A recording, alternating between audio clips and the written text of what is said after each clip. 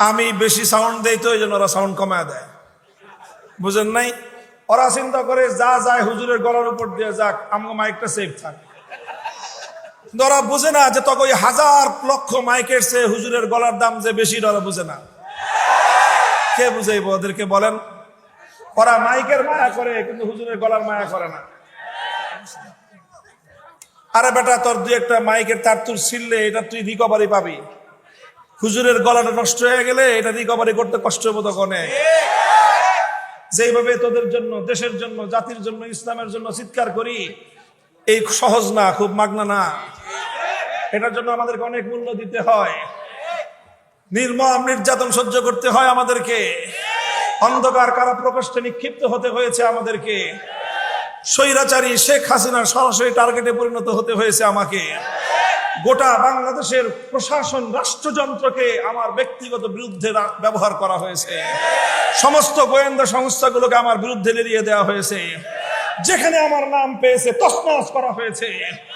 আমার মাদ্রাসা, বাবরি মসজিদ মাদ্রাসা 1 বছরের জন্য সিলগালা করে রেখেছে, মাদ্রাসার ছাত্র শিক্ষক যা পাইছে সব ধরে নিয়ে গেছে। জামিয়া রহমানিয়া, শাইখুল হাদিস আল্লামা আজিজুল হক রহমাতুল্লাহি আলাইহির প্রতিষ্ঠিত মাদ্রাসা, সেই মাদ্রাসা থেকে আমাকে গ্রেফতার করার পরে সেই মাদ্রাসাটাকে স্বৈরাচারী আওয়ামী ফ্যাসিবাদী সরকার দখল করে তারপরে তাদের আস্থাভাজন লোকদের হাতে তুলে দিয়েছে। অনেক মূল্য আমাদেরকে দিতে হয়েছে, এই সব মূল্য আমরা দিয়েছি। এবং আল্লাহর কসম খেয়ে বলি, আল্লাহর দ্বীনের জন্য যদি প্রয়োজন হয়, আল্লাহর কোরআনের জন্য যদি প্রয়োজন হয়, আল্লাহর কাছে নিরাপত্তা চাই, আল্লাহ চাইলে এর চেয়েও বড় মূল্য দিতে আমরা প্রস্তুত রয়েছি।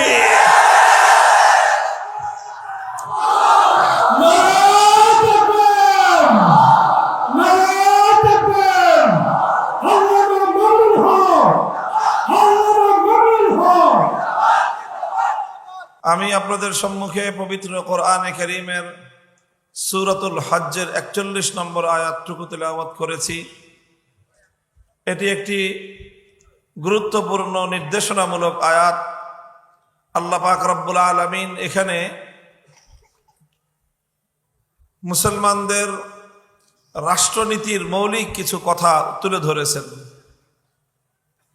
আল্লাহ বলেছেন যে যদি মুমিন মুসলমানরা রাষ্ট্র ক্ষমতা পায়, একেবারে রাষ্ট্র ক্ষমতার কথাই বলেছেন, ইম্মাক্কান্নাহুম ফিল আরদ, যদি মুসলমানরা পৃথিবীর কোনো ভূখণ্ডে তারা ক্ষমতা পায়, আল্লাহ বলতেছেন আমি যদি তাদেরকে ক্ষমতা দেই তাহলে তারা কি করবে? রাষ্ট্র ক্ষমতা পেলে মুসলমানের দায়িত্ব কি, ইমানদারের দায়িত্ব কি?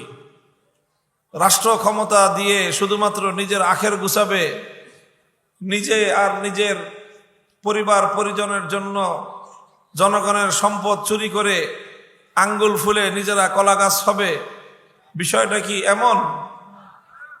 নাকি শুধুমাত্র তারা জনগণের বাহ্যিক উন্নয়নের জন্য কাজ করবে, রাস্তাঘাট, ব্রিজ, কালভার্ট, অর্থনৈতিক উন্নতি, সেগুলো শুধুমাত্র এই কাজই করবে? না, মুমিন মুসলমানরা রাষ্ট্র ক্ষমতা পেলে তাদের আরো কিছু কাজ আছে? এই বিষয়ে কোরআনে পাকের এই আয়াত অত্যন্ত দ্ব্যর্থহীন এবং স্পষ্ট ভাষ্য রয়েছে এই আয়াতের মধ্যে। মুহতারাম হাজিরিন, আল্লাহ পাক রব্বুল আলামিন বলেন, আল্লাযীনা ইম্মাক্কান্নাহুম ফিল আরদি আকামুস সালাতা ওয়া আতাবুজ যাকাতা ওয়া আমারু বিল মারুফি ওয়া নাহাউ আনিল মুনকার। যদি ঈমানদার যারা তারা রাষ্ট্র ক্ষমতা পায়, আল্লাহ যদি তাদেরকে ক্ষমতা দেন, এখানে আল্লাহ উল্লেখ করেছেন বিশেষভাবে যে তারা 4টি কাজ করবে। কয় কাজ? 4 কাজ তারা করবে।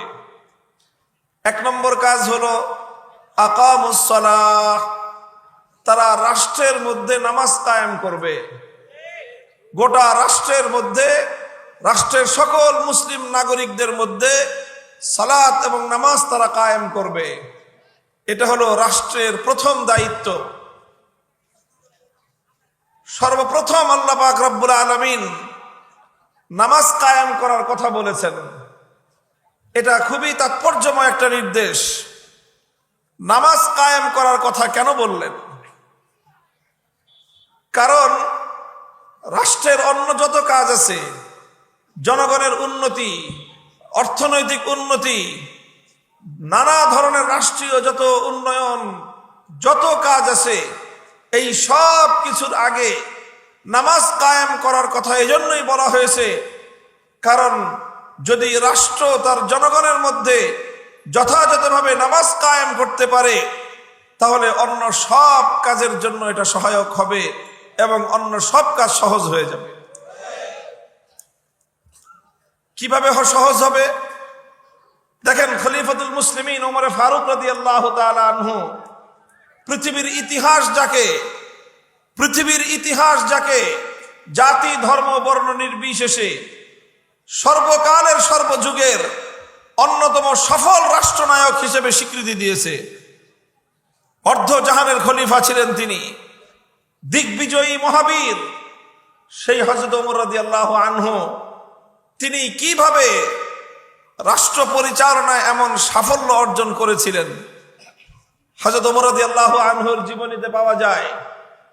তিনি তার রাষ্ট্রের যত গভর্নর ছিলেন, যত প্রশাসক ছিলেন বিভিন্ন প্রদেশের, তাদেরকে লক্ষ্য করে একবার একটা ফরমান প্রেরণ করলেন, ইন্না আহাম্মা উমুরিকুম ইনদি আস-সালাহ ফামান হাফিজাহা ফাহুয়া লিমা সিওয়াহা আহফাজ ওয়া মান দাইয়াহা ফাহুয়া লিমা সিওয়াহা আদিয়াউ। হযরত ওমর তার সকল প্রশাসক, গভর্নর, রাষ্ট্রের আমলাদেরকে চিঠি লিখলেন যে দেখো, আমার নিকট তোমাদের সবচেয়ে গুরুত্বপূর্ণ দায়িত্ব হলো নামাজ কায়েম করা। সবচেয়ে গুরুত্বপূর্ণ কাজ হলো নামাজ কায়েম করা। যেই শাসক সে তার নামাজকে সুন্দরভাবে কায়েম করবে, যেই শাসক তার এলাকায় সুন্দরভাবে নামাজ কায়েম করবে, তার সব কাজ সুন্দরভাবে পরিচালিত হবে। আর যে নামাজকে ধ্বংস করবে, সেই শাসক অন্যান্য সব জায়গায় সে অপকর্ম করবে, দুর্নীতি করবে, সম্পদ চুরি করবে, জনগণের উন্নয়ন করতে সে ব্যর্থ হবে। এটা হযরত ওমর রাদিয়াল্লাহু তাআলা আনহুর নির্দেশনা ছিল। যদি নামাজ কায়েম করা হয়, সব কিছুর উপরের সুপ্রভাব পড়বে। কারণ নামাজের দ্বারা সর্বপ্রথম যেই কাজ হবে, কোরআন যেটা বলেছে নামাজের ফায়দা কি, ইন্নাস সালাতা তানহা আনিল ফাহশাই ওয়াল মুনকারি ওয়া লাযিকরুল্লাহি আকবার ওয়াল্লাহু ইয়ালামু মা তাসনাউন। যে নিশ্চয় নামাজ মানুষকে অন্যায় এবং অশ্লীল কাজ থেকে বিরত রাখবে। তো যখন নামাজ কায়েম করা হবে রাষ্ট্রীয়ভাবে, রাষ্ট্রের সকল কর্মকর্তা, সকল রাজনৈতিক নেতা, প্রশাসনিক সকল কর্মকর্তা, সকল জনগণের মধ্যে যখন নামাজ পরিপূর্ণভাবে কায়েম হবে, তখন আলহামদুলিল্লাহ এ কথা দ্ব্যর্থহীন ভাবে বলা যায়, সেই দেশের জনগণ এবং সেই দেশের প্রশাসনিক কর্মকর্তা এবং নেতৃবৃন্দের নৈতিকতার মান উন্নয়ন হবে।